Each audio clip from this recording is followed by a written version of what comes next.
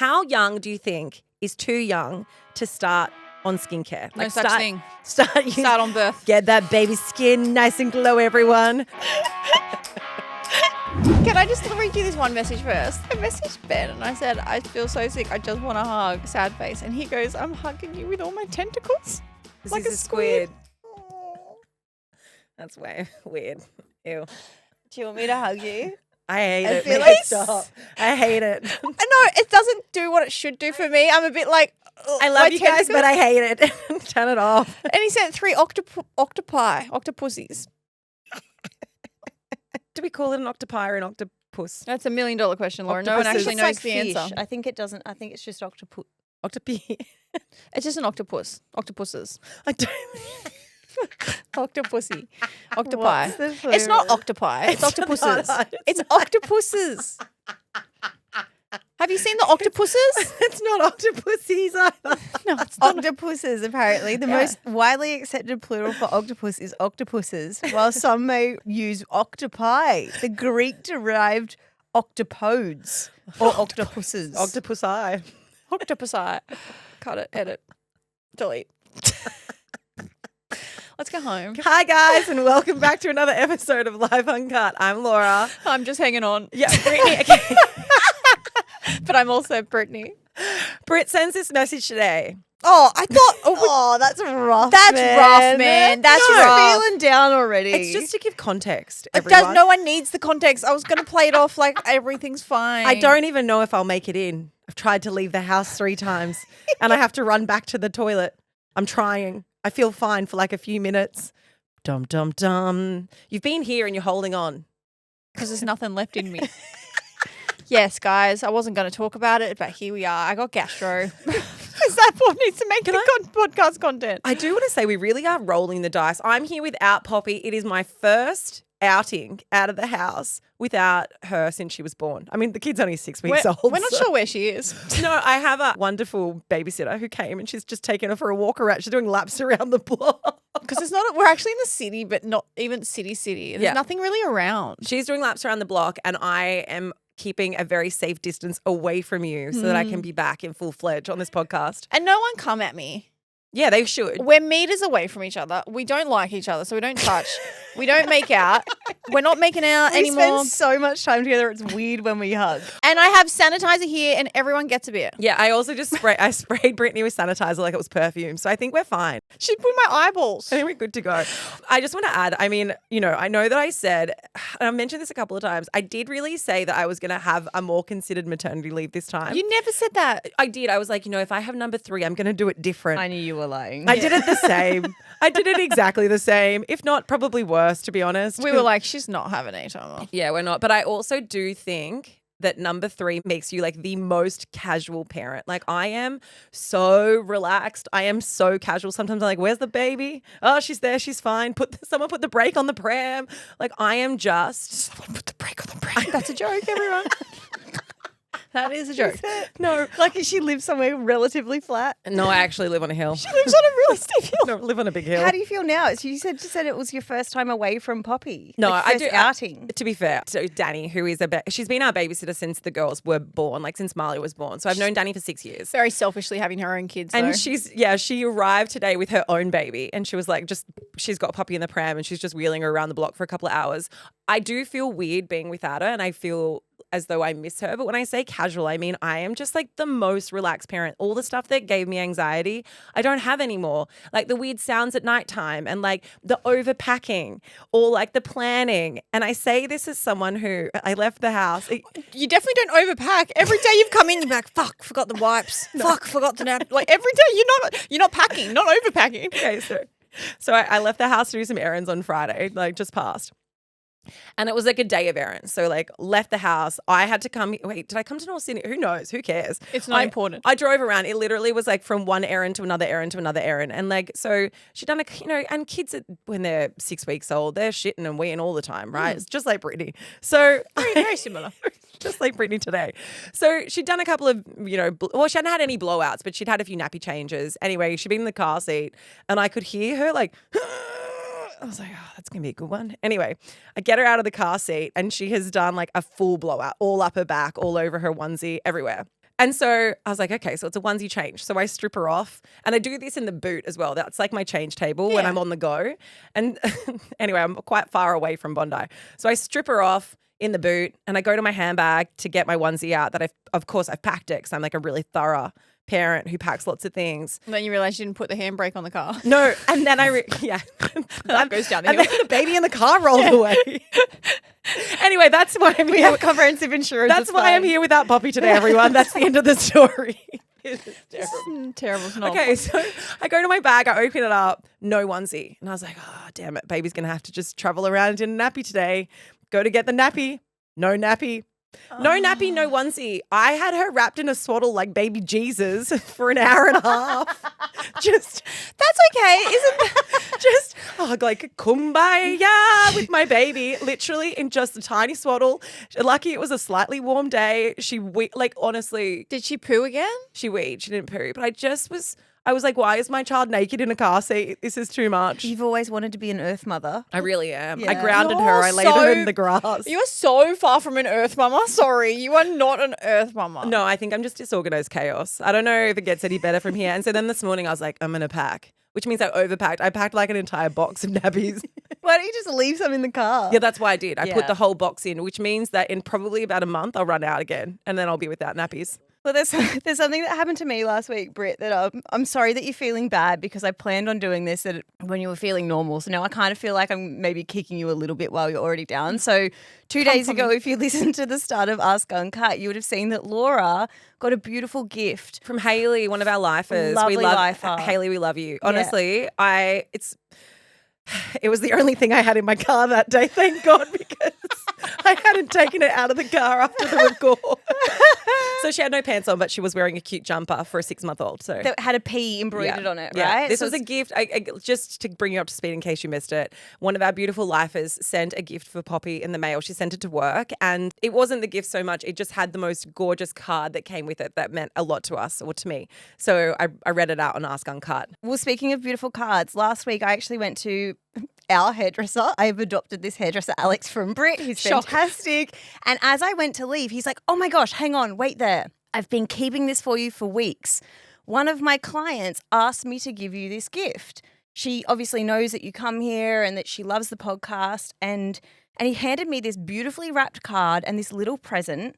And so I brought it in and it's this gorgeous card and it says, just a little note to say thank you for being brave enough to share your experience for the purpose of helping others. Oh, I feel teary reading this. Cloud is incredible and it has changed my life. You're amazing. Keep going. And she's put a heart with her name. I'm not sure because it's an ADHD podcast. I'm never sure whether to be like, this is the person who sent it, but just a first name. And then she also gave me this little key ring of a cloud. Oh, that's so gorgeous. Is that the most beautiful thing? Is there Ritalin in there? What'd she send in there?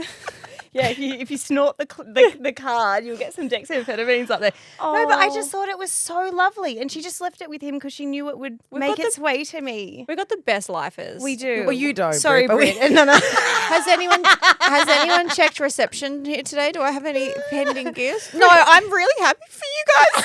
It must be really nice to get gifts from lifers. I wouldn't know, but I can only imagine that it's a special feeling. And just out of curiosity, why the fuck aren't I getting anything?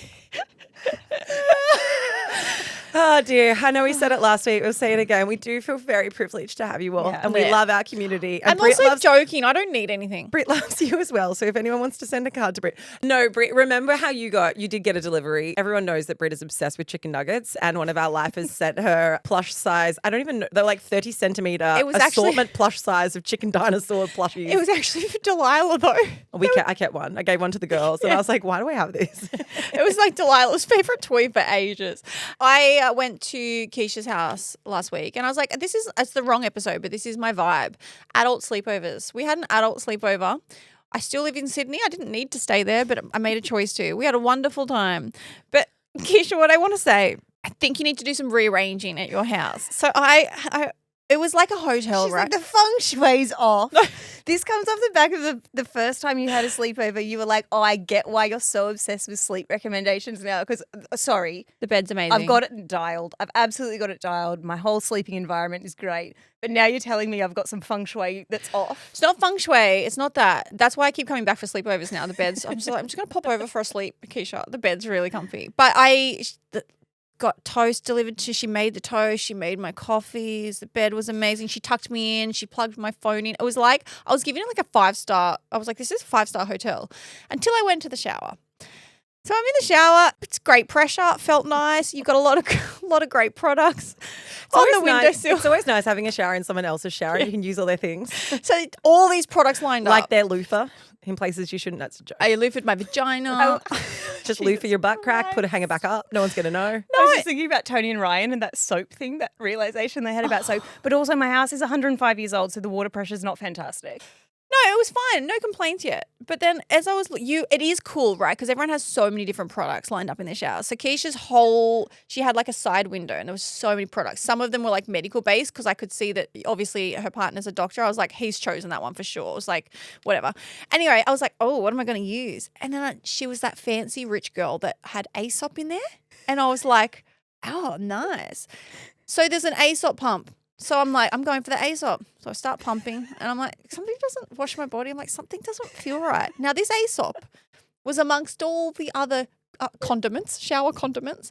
And then I swivel it around and it's dog shampoo. She has dog shampoo amongst her body wash in the shower. I do too, to be fair. Do you? Yeah, because I wash my dog in the shower and no one else is showering in there. So I know which one is the dog shampoo. Oh, no, I think the difference is the fact that it's Aesop because I would never, you guys know I'm a tight ass. There is no, sorry to Aesop, it's expensive as fuck. There is no way that I'm spending that money not only on shampoo for myself, but definitely not for the dog that's about to go and roll in mud 2 seconds later. My partner, he has these moments of being real bougie. Like he's really specific and particular. If he likes something, he likes it and he will order it on repeat. So he won't buy it for you, but he'll buy it for the dog. Yes. I was equally offended. And I was like, she doesn't need Aesop. She was found on the side of the road. Keisha, that doesn't mean she doesn't need Aesop. It means she needs it more. She deserves this. How did you go with your Aesop shampoo? No it lathers. No ticks off leaves today. I'm thriving. And I was like, move your mate. I just washed myself. I didn't have time to rewash myself. I had a flight. Stop using my Aesop. It's really expensive. Now I smell like Bonnie. I smell like your dog.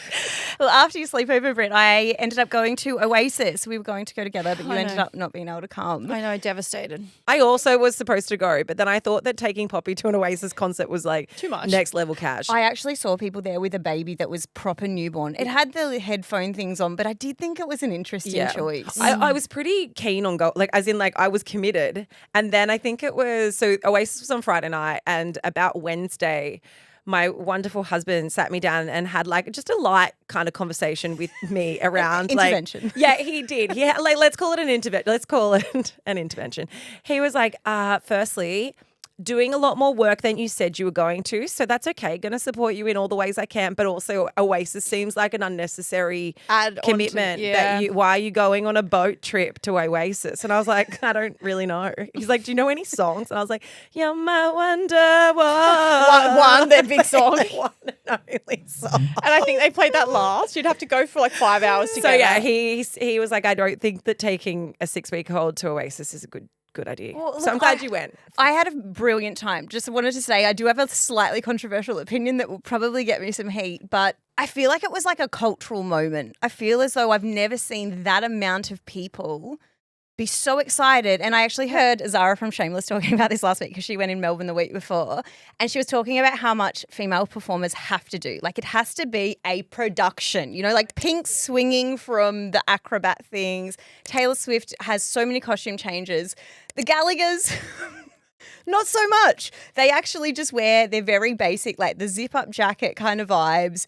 I think Noel had just like a casual shirt with a shirt underneath on. They did next to no crowd work, but it give was them a break. so They're entertaining. 60. They're 60 years old. The guy ain't doing a cartwheel and a split. No, it's not that. It's because they hate each other. They're just these like guys from Manchester that are just back to basics, and the music was incredible. But I do think, truly, I think Oasis is what Taylor Swift is for ex and millennial men. As in, like, when I was there, I was like, this was the fanfare of Taylor Swift. Yeah. But now I'm getting the guy version. I have never in my entire life seen so much emotion come out of men. I've never seen them hugging so much. I saw men kissing. They were just, and I've been to football They were in grand a finals. relationship. Like, they really, really took it up a notch. And it was beautiful. It was very healing culturally. I was like, we're getting there. We're It's healing. We're because- coming back together. Because they were one of the biggest bands in the world for a long time. Like, they literally took over. And if you think about it, I'm sure the age demographic, Keeshia, of the men that were there were probably 35 plus, I would say, 35 to 60. Because a lot of the younger people don't know them. Yeah, I'd say the average age was probably about 50. But Yeah. obviously they've got people that, cross the generations. And I think that a lot of people might have even been there that were younger that had their parents listening to them. So there was a lot of like families, but particularly men having the best night of their life. Having the biggest feeling. I do think, though, that if Taylor Swift does a comeback tour when she's 60, no one's expecting the leotards and the splits. I reckon she could stand there and just belt out a few tunes and we'd be okay with it. No, I think the expectation is far different on women than it is to men. 100%. What man do you know, what male performer do you know that goes out and puts on a level like that? Yeah, no, it's true. It's Bruno true. Mars dances. Does he? Justin Timberlake technically does, but apparently not as good as he used to. Like, I think it is also genre specific. They obviously do like kind of, punk rock. That was the Brit pop of the 90s. It's genre as well. But it's also like their whole MO is give no fucks. Yeah. And everyone knows still now that they hate each other. They don't even want to be there. They've literally said that it's like, hey, this is a money tour. It's a money grab. We got offered a lot of money. You fucking know we don't like each other. We're just going to perform. I was literally about to say that. I was about to say, I do think that comeback tours are 99% we've run out of money from the first tour. We made so much then that we went kind of silent, spent it all. And now we're 70 and we got some debts. We got some big mansions and some bills. I do think that's a part of their story though, and why this tour is so big. Obviously they're a huge band, but because they've so publicly hated each other for so long and everyone knows that, the fact that they've said, you know what, we will get back together, everyone knows it is one time only. Like, this is the only time that you will ever get to see them again in existence. And there's something about the story that makes you want to see them more. It does make it more alluring. I think it's because we don't see it very much. Yeah. Usually when bands are playing together, it's very much we all love each other. And I mean, can't Britt, I don't know if we want to talk about this now, but we have a very exciting episode coming out on Friday with a member of a female group where they still love each other so much. Can you imagine what the dynamic would be like if they actually hated each other, but they got back to, like, you just want to see it. It was particularly interesting because most of the time, if one of them was performing a song that they had written and it was kind of like their song, they were the lead singer, the other one would leave the stage. So I didn't know if that was because they needed a break or because they were just like, you repulse the fuck out of me. Well, they probably also don't know what to do because they're not part of it. So what, they're just going to sit on stage twiddling their thumbs, like waiting for their time? I'd go off stage too. They probably had a nap. I have a question because you just kind of seeded Friday's episode, which I'm not on because I was still in my half-baked maternity leave. Are we going to stick to the breadcrumbing or are we going to blow the load? There's been some big moments in my life. No, not my life. There have been some big moments in this podcast where I've like, wow, this is a moment. Like, this is cool. I can't believe I get to speak to this person. Kim Kardashian last week was one. But this was like taking me back to about 12, 13, 14. That's how I felt when we got to interview Hanson. Very Honestly, similar. Yeah. Yeah, very similar. Icons of the time. We have, on Life Uncut, a real life Spice Girl. Spice Girl, a real life one.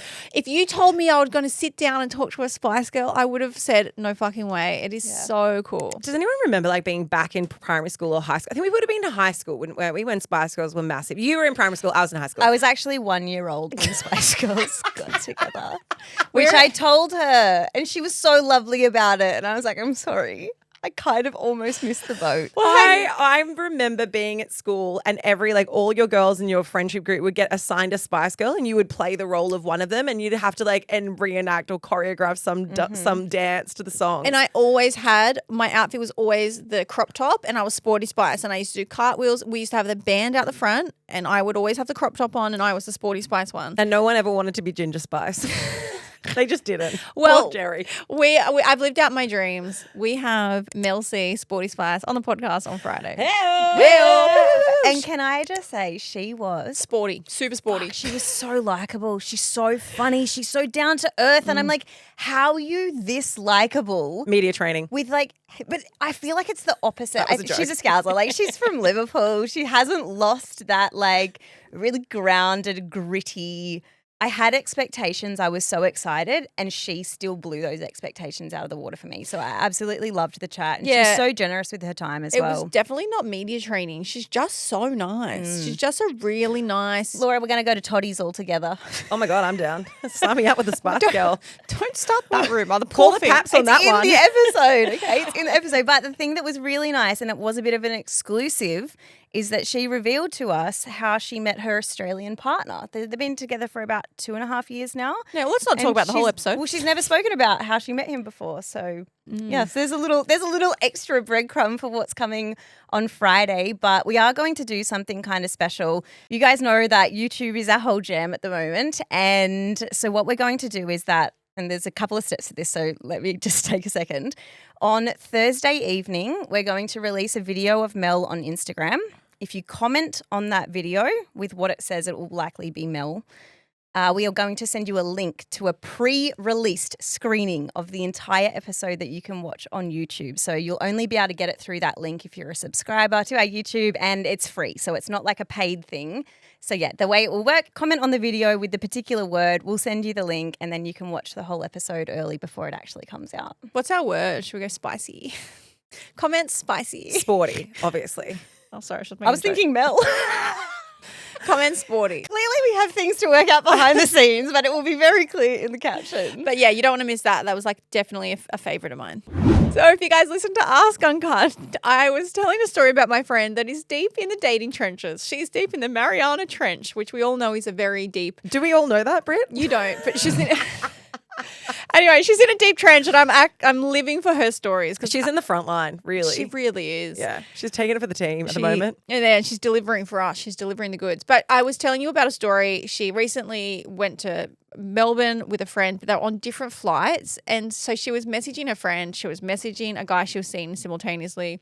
And she went to message her friend and say there's no fitties on the plane. And now she's UK based. So fitties mean like fit, hot guy. So she was trying to tell her friend that there's no fitties here, but she was writing it to the guy that she was started dating. So she messaged this poor guy, kept going like, just so you know, there's no one hot on the plane. Anyway, this went back and forward for a long time. But we had a laugh, and I thought, oh, she's not alone. I remember that the reason Ask Uncut started was because I accidentally sent a hideous photo to the guy that I was dating, and I was supposed to send it to my sister. So we did a call out.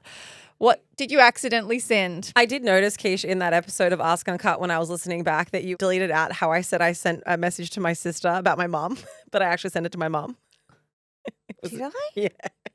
Good, though. I'm glad. I was like, that's actually probably a really wise No, choice. I don't think I did. No, I don't think she did. No, I'm pretty sure you just must have been distracted. Did I think listen to did. it on Did you double want me speed? to cut it out? 'Cause I don't think I did. Pretty sure that's in there. Just recapping on that. So I was bitching about my mum and I sent it to my mum. I love my mom, but she was like, that's okay, sweetie. And I was like, oh, God, dig up, Laura, dig up. All right, let's get into it. What did you accidentally send? I accidentally sent a pic of my sexy undies to the undertaker that was organising my mum's funeral. Oh, that's... Oh, do we call them an undertaker? Yeah, that's their name. My granddad was an undertaker at one point. That's he? got nothing to do with it. Did you Hi, send him your undertaker, undies? here's my He undergarment. once said that they were carrying like the body down a set of stairs, and because of all the gases in the body, the person Farted. like half sat up, and all this gas came out like a burp, and they thought that it was the person was still alive. To be fair, that's pretty much Brittany at the moment. She's full of corpse. gas I'm a today. corpse. We've edited out a few burps and a few farts. Anyway, okay. No farts. Nah, not yet. Not yet. One burp. Several. Whatever. I accidentally sent an engagement invite to the wrong person. I sent it to the guy who cheated with my now husband's ex-girlfriend. It's really confusing. He accepted the invite and I very awkwardly had to tell him that it was an error. That's so funny. Oh my! Why did he accept it? Surely you're like, I mean, free feed. Nice to mingle and meet some new people. Weddings are always a lovely event. I've been to some that I don't know the people that well. okay, It's a nice time. my friend and I went on separate dates one night. my date went to the toilet and I messaged saying, how you going? I meant to send it to my friend to ask how her date was going. So she's asking how his shit was going. He was on the toilet doing a shit. And she's like, how you going in there? Like, he's like, fine. Thanks for asking. Yesterday, a friend asked me to send a pic and video of a resort I stayed in as she is considering booking it and no idea how. But instead of sending it to her, I sent it to a guy I knew from high school and didn't realize until later that afternoon when he sent me a message saying, looks like a nice holiday. So innocent. That's innocent. No, that's but fine. Imagine being the person receiving it. You'd be like, why on earth are you like, this is such a weird way to brag. This is a longer one, but it's funny. A few years ago, a group of friends and I had been playing Cards Against Humanity. Now, if you know the game, it's the opposite of PC.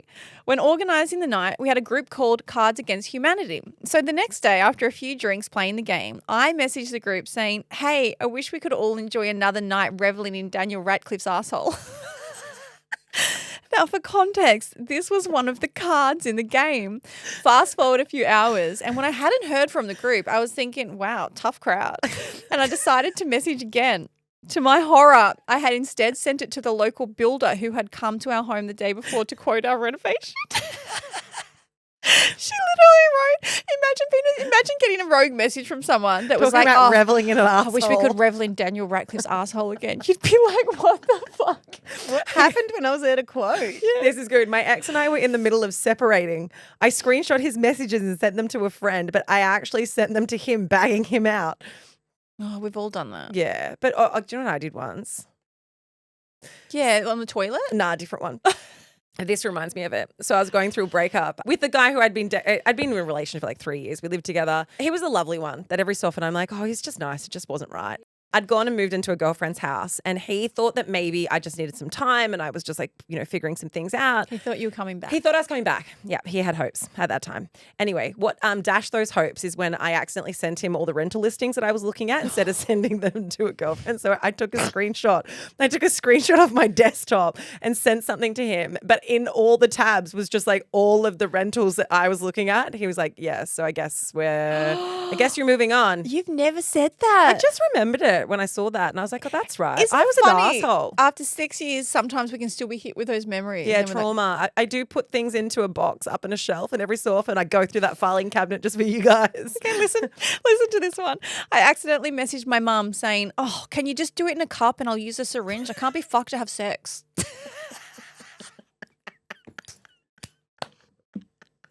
Straight to the mum. Do it in a cup and I'll use a syringe. When I was a teenager, I accidentally texted my mum instead of my boyfriend about how it felt when he came inside of me and how it turned me on. For context, my parents are hardcore born-again Christians. Oh my God, you would die. Especially with how, like, the detail. I love when he comes in me. Oh, God. I love Okay, it. last one. Instead of, this is something you'd do, Laura. I probably have done it. It was me.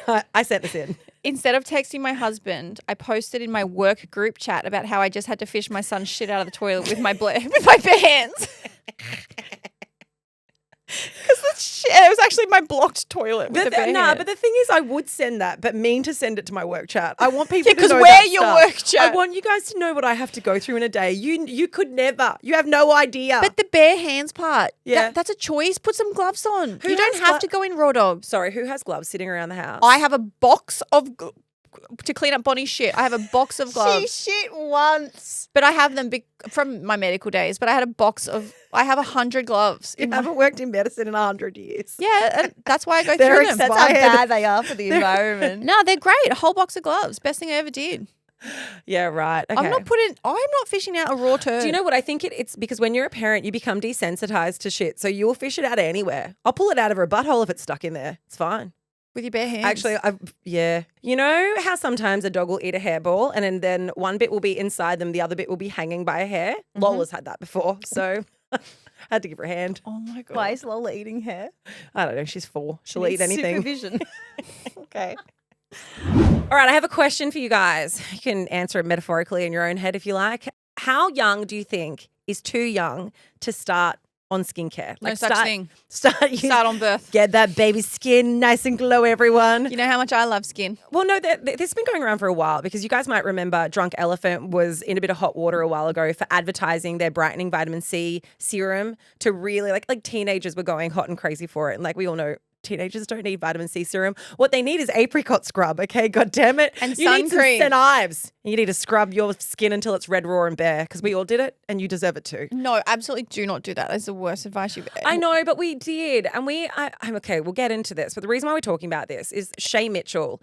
If you don't know who she is, because I didn't know who she is. But you don't know who anyone is. Shay Mitchell she's a very successful actress from Pretty Little Liars, which is like 6 seasons or something. She'd done loads, and then she sort of faded away from the acting scene, and she got married, had kids, and went into business. Yeah, and she's also, she's an entrepreneur, and I've looked at her social media, and I would say that she kind of, without meaning to, I would definitely say that she sits within a bit of a mumfluencer space as well, because her kids are very front and center on her social media, and she does a lot of different brand work and whatnot, and her kids are involved in it. So she has come under fire and gotten herself into a bit of hot water with the new brand that she is releasing. So she's just started a children's skincare brand that's called Rini.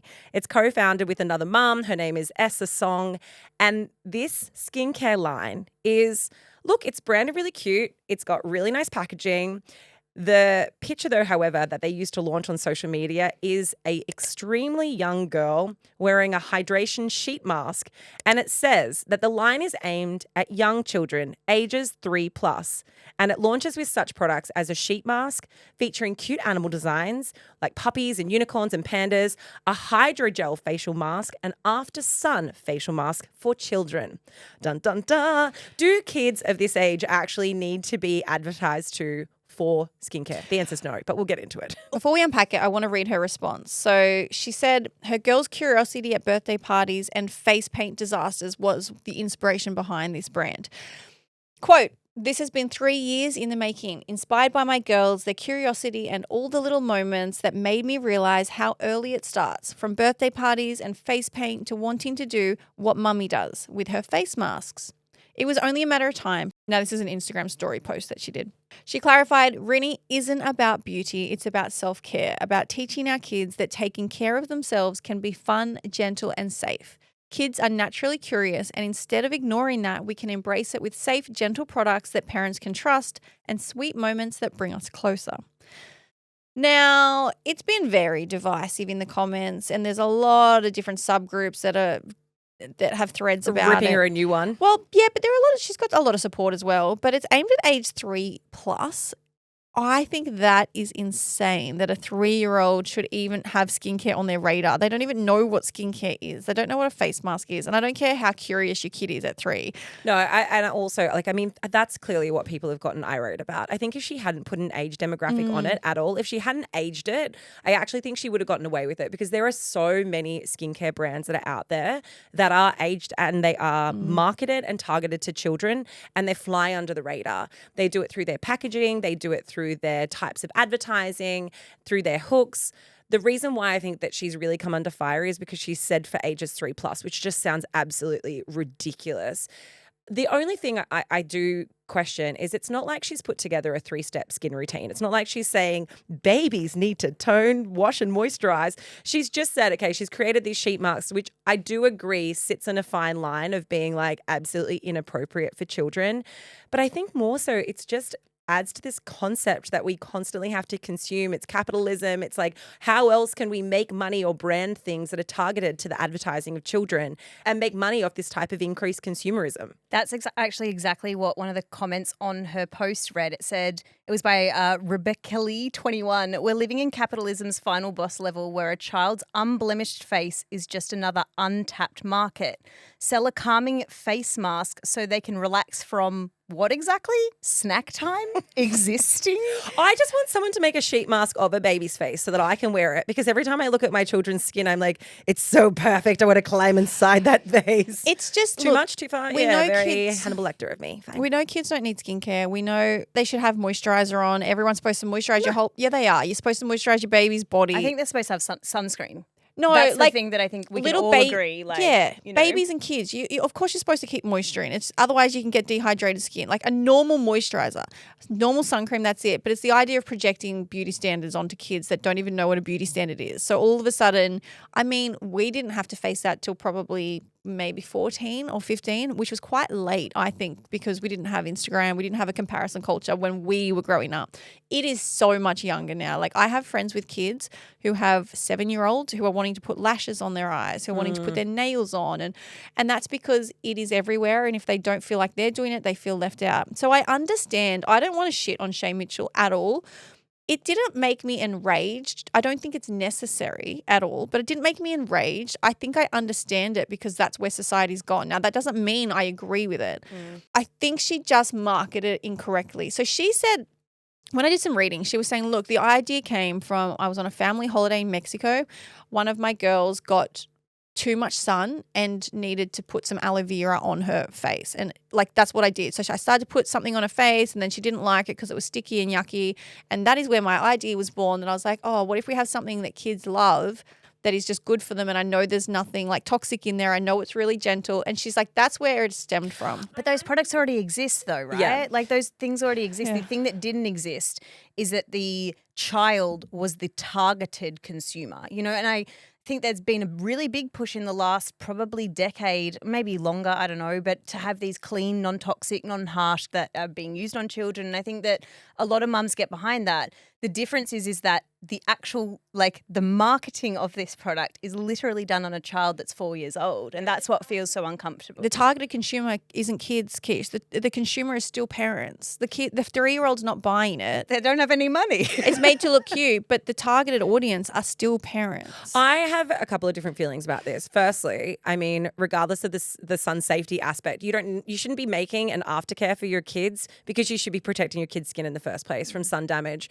rather than trying to correct the damage that you've allowed your kids to. Because like if your kids get sunburned, that's your fault. That's it. I do agree. I disagree with that. There is so easy in Australia. Especially, you can put sun cream all day. We've just seen that like 30 of the top brands of sun cream haven't done anything. It is so easy to get burnt, even with protection. Do you want to know why I disagree with it? Because I have a 6-year-old and she's had sunburn, and I'm talking mild sunburn once in her entire life. Once, the tiniest bit of pink. It is so easy to avoid it if you are diligent with sun protection. Make your kids wear hats, make your kids wear sunscreen. What Britt is referring to, and we actually have an episode coming up with a dermatologist quite soon where we unpack a lot of this, is that the testing in Australia of sunscreen products aren't a accurate. lot of the brands, so no, the Australian ones are, but a lot of the brands that are sold in Australia do not get their SPF tested in Australian conditions. And so that's why there was that whole thing this year. A lot of you will be like, oh, yeah, I saw stuff about this in the news where all of these sunscreens were having to be taken off the shelves because they weren't at the SPF that they claim to be. So I think,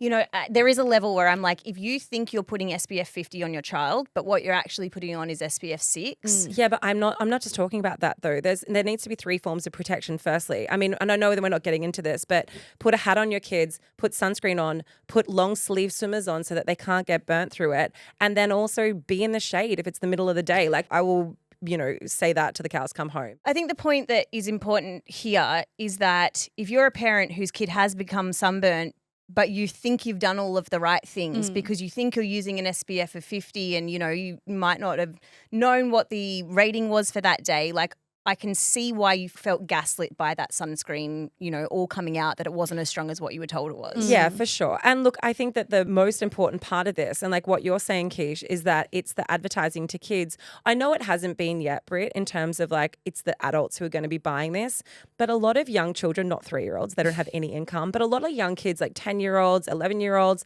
have a disposable income where they're getting pocket money. They are actually receiving income for doing jobs around the house or whatever. That's really standard and really normal, or they're saving their extra from their lunch money. And a lot of them who have access, especially to social media, are being targeted by these brands. It is conscious, it is intended, and we already have childcare, like I said, childcare aimed and focused skincare brands that exist in Australia. The first one that comes to mind is All Kinds. Have you guys ever walked into an All Kinds shop? You probably would never walk into an All Kinds shop, Keish, because you're not their target market. I walked past it yesterday in Bondi Junction. This is no shit on the brand at all. Like their products are really cute. The girls love them. They love their lip glosses. They create these like little lip glosses that come with an attached keychain so you can clip them onto your school backpack, right? Like that's where it starts. But everything, it's from like foaming body washes and mousses and different things. It's all aimed and packaged at children. it's advertised to children, and you walk past that store and a kid thinks it's a toy store. They just beeline for it, right? So we already have brands that do that. We already have Grow To Skincare from Zoe Foster Blake. It's a skincare line that's created for children. But I would agree that that has been specifically marketed to the adults who are already buying Go To, and they want something that they know is safe and toxins free and et cetera, et cetera. I think where this becomes something that people get really angry about, it's twofold. One, it's the 3-year-old age bracket that we've put in it. Like, children don't need a 3-step routine. It's the sheet mask aspect that feels very adult, and also the fact that it's attached to a personality. I think when a brand is faceless, they receive less heat. The fact that she is the figure behind the brand and she is the person, it's easier to pinpoint and go, you're the problem. It's not the brand that's the problem. It's the person that becomes kind of like the head on the beast that's a greater issue here. And I do think that there is so much over marketing that happens to children, and there is so much adultifying kids in the clothes that they wear, especially young girls, in the clothes that they wear, in the way that they dress, they do their hair, in the makeups that they can access, in the skincare.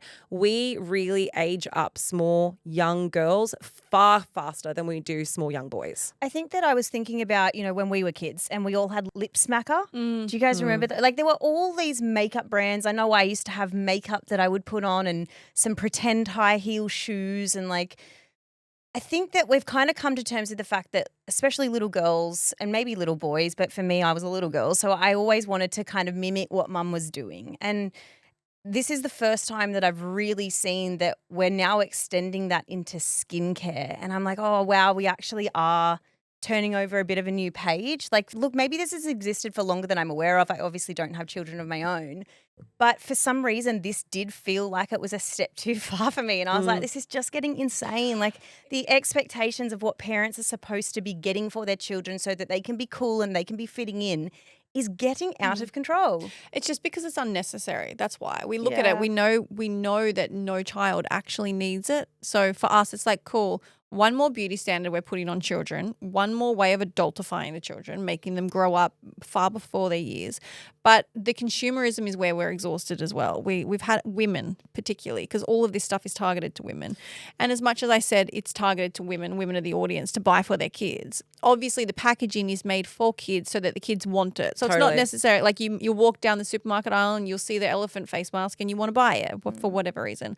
I just think as women and society, we are just so done with the constant pressure to have to maintain these beauty standards, and the thought of now your little girls having to go through it as well. I think people have just had enough. They're exhausted by it. Laura, would your kids even stand still long enough to have a sheet mask on?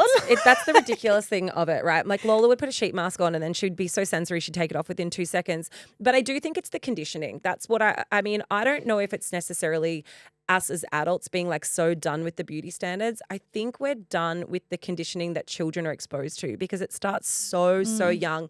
And don't get me wrong, I don't have an issue with things like smackos. I don't have an issue with the girls having lip gloss. I don't even have an issue with the girls playing with makeup as a creative outlet. Like, they've got little makeup sets. If they want to play with it and put it on, so long as they're not doing it because they feel like it's for a beauty reason, they're just doing it because it is fun. Akin to face paint, that's fine. I think it's an issue when we have situations like the Sephora girls and the Sephora kids and the drunk elephant kids who are, like I said, 11 years old. They have been conditioned through social media and they've decided that they want the vitamin C serum, which is going to make their skin wrinkle-free and poreless. Like, your skin is already wrinkle-free and poreless. You're 11. So I think my issue is the conditioning, not so much what the product is. It's walking into, and I don't want to say the brand because we went in there on the weekend to go and get some kids' clothes. It's walking into a really well-known kids' clothing shop and seeing that all the kids, the little girls' clothes from 3-year-old up until whenever are midriffs. Like, why is a 3-year-old needing a midriff or a crop top? Why are they needing cropped pants? Why are the shorts for little girls short shorts, whereas the shorts for boys are normal length shorts? For me, it's the confusion as to why we are treating children as though they're adults, and why are we providing products for them as though they're adults. The one line I really wanted to kind of hone in on is that Shay's response to this was, Rini isn't about beauty, it's about self-care. Laura, you're a mum. Do kids even fucking need self-care? Like, where do we stand on that? Like, at what point do we introduce self-care to a child? Kids need self-care, but they don't need an adult version of self-care. We do self-care as adults, like putting on a face mask, listening to meditation, whatever it is. Kids don't need that version of what self-care looks like. They need to go outside and play. They need to have Quiet time. Yeah, they time. need quiet time. They need their parents to be involved in their activities. Their version of self-care is getting a hug, is having their head scratched. It's not hyaluronic acid. Yeah. It's also free. is all of those connection points. And Yeah. like, you know, there might be a mum out there who maybe does a sheet mask with their little girl as a once off little funny, cute thing to do. But if a child starts to feel like they need to work this into their weekly routine in order to upkeep some sort of standard, then I think that that's really like quite a deep and gross issue, that we're imprinting these things on kids so young that they need to buy into the beauty standards that adults have already been sold for so many years. I just pictured a child on a Sunday afternoon being like, I need my face mask because I've got daycare tomorrow and I'm just really stressed out about it. Yeah, or To they're be like, fair, think of how good they're going to look when they're teenagers. or it's like their 1 week where they're like, it's my full body shower. What do we call it? We know An everything shower. Yeah, they're like 7 and they're like, I've got to have my everything shower, mum. You're like, what the fuck? What have I you? hate an everything shower. Do you know what I like though? Okay, and I do think we're going to see a shift in this because most of the advertising to children these days happens across social media. It really does. Like TikToks and Instagram, it's such an insidious and easy way for brands to access kids because they know that kids are on the site. YouTube is another enormous one. Like so much advertising happens on YouTube Kids. And you would think a brand like this is very brand safe for children, but it's the messaging behind it that's not brand safe. With the changes that are happening in Australia, with kids no longer being able to access social media or YouTube until they're 16 years old, I think that's going to have a massive impact on the access that brands have and in the power that parents have to protect their children from that access as well. So I think that we will see a shift, maybe not in places like the States, but I definitely think in Australia, we might have a greater chance of preserving their childhood for a little bit longer. It is our suck and our sweet of the week. Brittany, what is your suck? My suck is that I couldn't go to Oasis. I was supposed to be going to Oasis. Keeshia was only going because I got us tickets. Well, we all did. We were meant to go for work, but it didn't happen. But I couldn't go, and I just had so much. I had some personal things happening that I had to go and deal with, and I just couldn't go. And it was not an easy decision.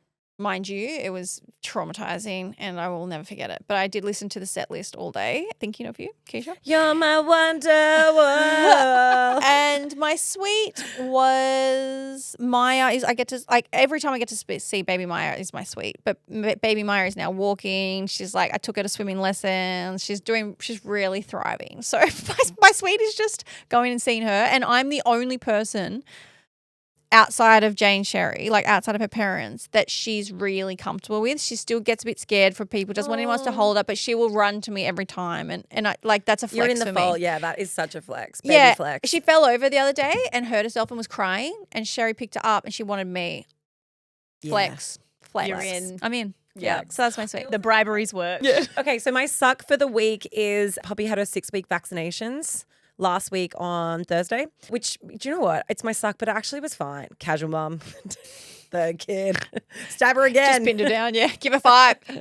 No, I forgot how aggressive it is. They have to do like 2 jabs, like 1 jab in each leg at the same time, and you've got to like yeah, they do. Like a shish kebab. And they've got such tiny little chicken legs, and then they got little chicken legs out and they're on both sides. So anyway, she got her vaxxers, and then she was a bit off for a day or two, whatever. She's genuinely fine, but I don't like seeing her cry because she never cries. Why don't they do it like how they do with dogs? They distract them with a treat.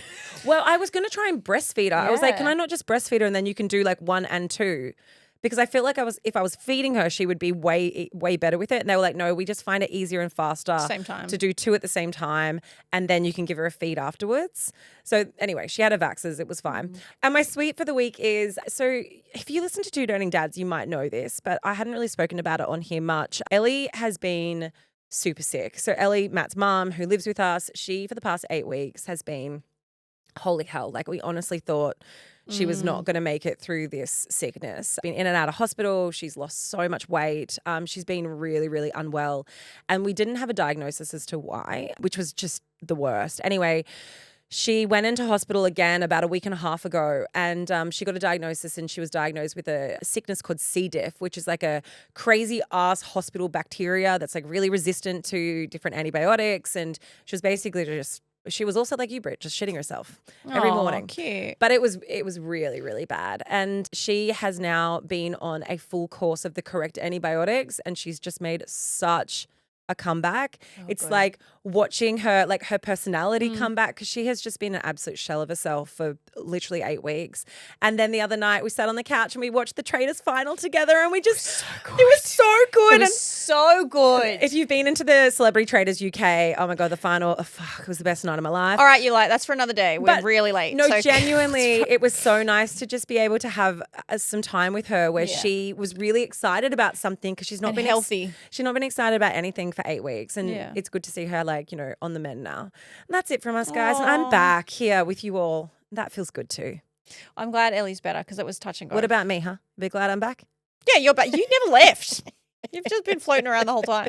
Guys, you don't want to miss it. Remember, this week is a big episode. We've got a Spice Girl, Mel C, Sporty Spice, what a legend. She's going to be on Friday's episode, but we are releasing the YouTube the night before. So just watch out for that reel that we're going to put on Insta. You can go watch and comment. the whole thing in long Yeah. form. It's so good. YouTube's so good. Our YouTube's lit. If you don't follow it, go and follow it. And you know the drill. Tell your mum, tell your dad, tell your dog, tell your friends, and share the love because We love love.